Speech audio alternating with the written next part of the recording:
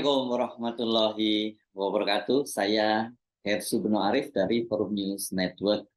Keberadaan Menteri Pertanian Syahrul Yassin Limpo sampai saat ini berita ini diturunkan belum diketahui. Ini setelah rumah dinas dan kantornya hari Kamis dan Jumat lalu digeledah oleh penyidik Komisi Pemberantasan Korupsi. Syahrul Yassin Limpo terakhir diketahui tengah melakukan kunjungan kerja di Spanyol. Wakil Menteri Pertanian Harfiq Hasnul Kolbi menyatakan mereka saat ini kehilangan kabar atau lost contact dengan Menteri Pertanian Syahrul Yassin Limpo. Dan Harfiq menyatakan mereka ini masih terus mencari keberadaan Menteri Syahrul. Betul, jadi sampai hari ini kita terus mencari keberadaan Pak Menteri karena memang sampai detik ini kita belum ada kabar mengenai keberadaan Pak Menteri sampai hari ini. Kata Harfiq di Komplek Istana Kepresidenan Jakarta hari Selasa tanggal 3 Oktober 2023. Wakil Menteri Pertanian Harfiq menyatakan informasi yang terakhir diterimanya Menteri Pertanian Syahrul Yassin Limpo itu tengah berada di Spanyol. Ketika itu Menteri Syahrul bersama sejumlah pejabat eselon Kementerian Pertanian sedang mengikuti kunjungan kerja atau sedang melakukan kunjungan kerja bersama dengan Menteri Syahrul ke negara Matador tersebut. Namun menurut Harfiq akhirnya itu ketika mau pulang kembali ke Indonesia rombongan itu tersebut terpisah dari Menteri Syahrul. Eselon 1 ada yang ikut itu 3 orang, juga ada eselon 2 yang ikut kunjungan kerja Pak Menteri dan ada beberapa orang staf, kata Harfiq. Nah, ketika kembali ke tanah air ini memang masing-masing karena mungkin tiketnya juga terbatas akhirnya terpisah. Apakah benar ini hanya persoalan teknis karena tidak tersediaan tiket saja atau ada yang hal-hal yang lain? Misalnya saja apakah ada kemungkinan indikasi bahwa Menteri Syahrul itu kabur karena sekarang ini sedang menjadi target dari KPK. Wakil Menteri Pertanian Harfiq meyakini itu tidak. Wah, insya Allah sih enggak ya. Mudah-mudahan kita doakan bersama-sama agar bisa selesai. Insya Allah itu tutur Harfiq. Politisi PKB itu mengaku terakhir kali berkomunikasi dengan Menteri Syahrul sebelum acara kunjungan ke Spanyol. Dan Harfiq juga tidak tahu saat ini, kata dia, di mana keberadaan Syahrul itu. Ini yang belum tahu. Kita ini posisi akhirnya belum ada kontak sama sekali, kata dia. Jadi ini kalau dari keterangan Harfiq ya sudah cukup lama ya sebelum dia berangkat ke Spanyol sudah tidak berkomunikasi. Tapi mungkin ini pasti para staf ini sudah sedang mencari juga di mana keberadaan Syahrul Yassin Limpo ini karena bagaimanapun kan peristiwanya ini cukup membuat geger ya, bukan hanya rumahnya tapi juga kantor Kementerian Pertanian itu juga digeledah oleh penyidik KPK dan penggeledahan itu terjadi ketika Syahrul sedang berada di luar negeri. Tapi kalau kita lacak ke belakang sedikit ya, itu Syahrul itu ketika melakukan kunjungan di Spanyol dia sempat mengirim keterangan tertulis kepada sejumlah media. Dia menceritakan aktivitasnya bersama jajaran eselon 1 di Kementerian Pertanian di Spanyol. Ini yang kata dia ini merupakan bagian dari kunjungan kerja itu dalam rangka pengembangan greenhouse skala industri. Kalau lihat foto-foto yang dikirimkan memang terlihat di situ Syahrul Yassin Limpo sedang meninjau sebuah greenhouse gitu ya. Nah, selain mengunjungi greenhouse itu dia juga berkesempatan bertemu dengan Menteri Pertanian Spanyol Luis Planas Pucades di kantor Kementerian Pertanian. Kemudian Syahrul Yassin Limpo itu juga diterima oleh Fernando Miranda Sotilos, ini Sekretaris Jenderal dari Agricultural and Food dan Valentin Almanas de Lara, Direktur Jenderal of Health and Agricultural Production. Ini kelihatannya mungkin yang pertama tadi itu Sekretaris Jenderal dari Kementerian Pertanian gitu dan makanan di Spanyol dan tadi Direktur Jenderal Kesehatan dan Produksi Pertanian. Ini memang beda-beda lah ya, saya kira pembagian Direktorat Jenderalnya di sana. Gitu. Dalam lawatannya ini, Syahrul mengaku dia siap bekerja sama dengan negara Matador itu dalam pengembangan greenhouse. Ini katanya targetnya untuk menghasilkan komoditas hortikultura yang berkualitas. Menurutnya, beberapa wilayah yang kering di Spanyol itu memiliki kesamaan agroekosistem lahan kering yang ada di Indonesia. Jadi kira-kira pas gitu kayak kalau kita belajar agro industri begitu dari berupa greenhouse dari Spanyol.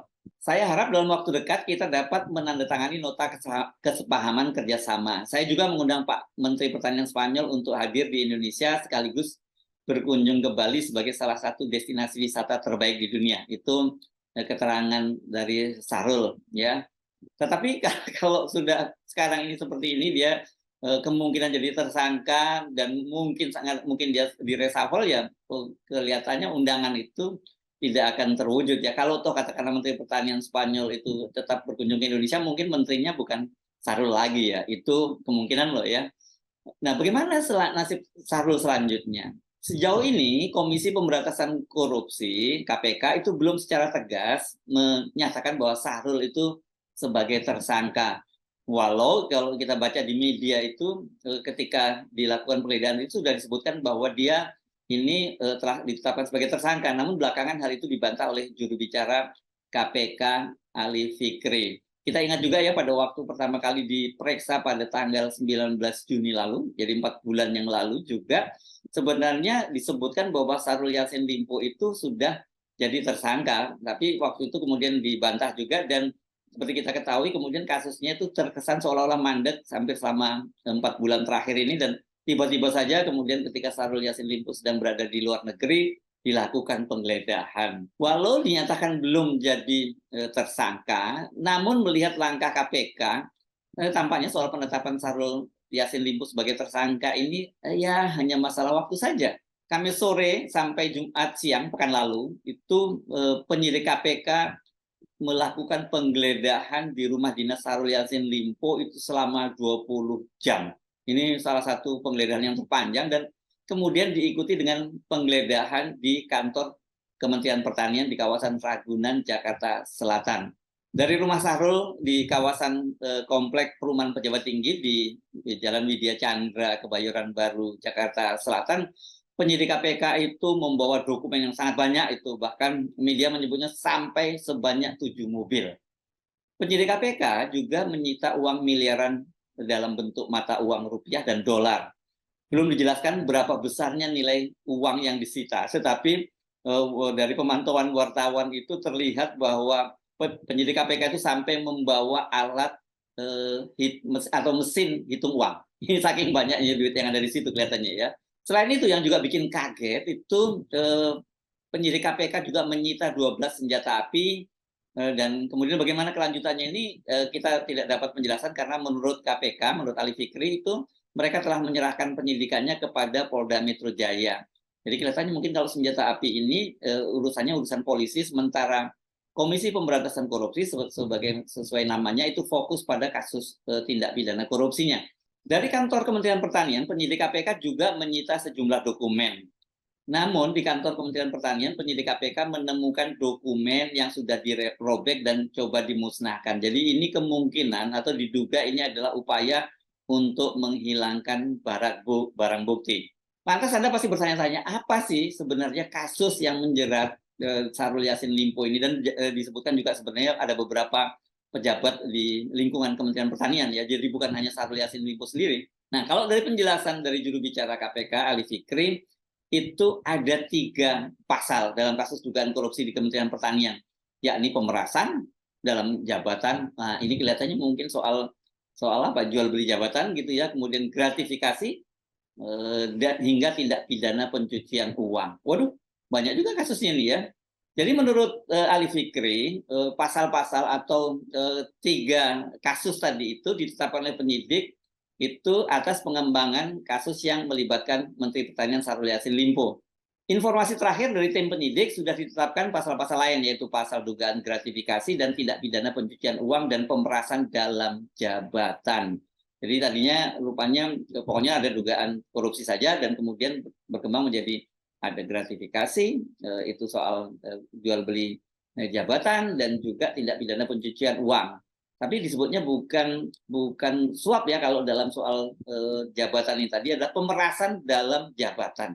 Meskipun demikian, itu Ali belum bisa merinci soal nilai gratifikasi yang dihasilkan dalam tindak pidana korupsi di Kementerian Pertanian. Dan dia berjanji itu akan memberitahu perkembangan lebih lanjut.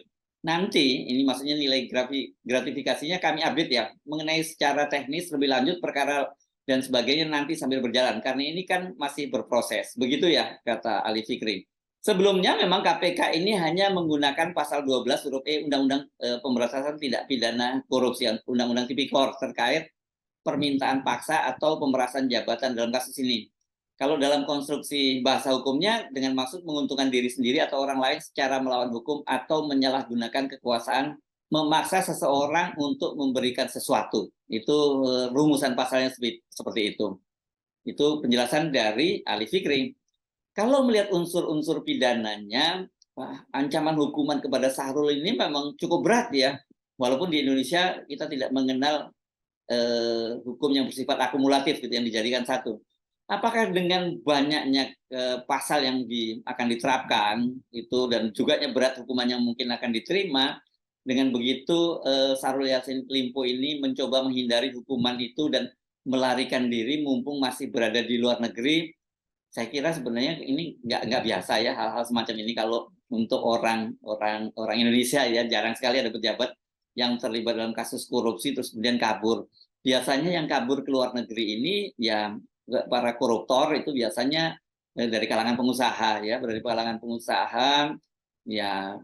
Anda tahu tentu saja yang saya maksud etnis tertentu itu yang terbiasa dia melarikan diri dan sampai sekarang itu nggak kembali. Banyak sekali terutama kasus-kasus BLBI. Tapi kalau kita lihat dalam kasus terbaru, misalnya kasus terakhir, ini juga soal gratifikasi yang berkaitan dengan kader PDIP Harun Masiku, itu sampai sekarang dia itu juga melarikan diri dan belum diketahui di mana keberadaannya. Diduga atau dari spekulasi sebelumnya disebutkan Harun Masiku itu juga berada di luar negeri dan berada di negeri tetangga, negeri jiran. Tapi ketika didatangi oleh penyidik KPK katanya tidak ditemukan di sana. Jadi apakah nanti modusnya sama karena ini sama-sama dari Sulawesi Selatan gitu ya. Harun Masiku juga Sulawesi Selatan dan juga Syahrul Yassin Limpo ini dari Sulawesi Selatan, akan terjadi seperti itu. Saya kira terlalu besar yang harus dipertaruhkan oleh Syahrul Yassin Limpo kalau sampai dia melarikan diri. Saya Harus Arif dari Forum News Network. Sampai jumpa lagi. Wassalamualaikum warahmatullahi wabarakatuh.